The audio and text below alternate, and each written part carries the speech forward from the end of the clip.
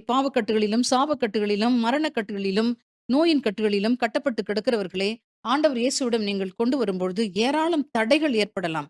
நீங்கள் பரிசுத்தமாய் இருந்தால் மட்டுமே, உங்கள் விசுவாசத்தில் வேரூன்றி ஆழமாய் இருந்தால் மட்டுமே, தியாக மனப்பான்மை உங்களுக்கு இருந்தால் மட்டுமே, இப்படிப்பட்ட கட்டில் இருக்கிற மக்களை நீங்கள் ஆண்டவர் இயேசுவிடம் கொண்டு வர முடியும். மக்களை ஆண்டவரிடம் கொண்டு வருவதில் ஏற்படுகின்ற தடைகளை நீங்கள் உடைத்தெறிய முடியும். ஆம் பிரியமானவர்களே, ஆண்டவருக்கு ஊழியம் செய்வது அவ்வளவு எளிதல்ல. ஊழியம் செய்ற உங்களுக்கு தெரியும். எவ்வளோ தடைகள், எவ்வளோ எதிர்ப்புகள்.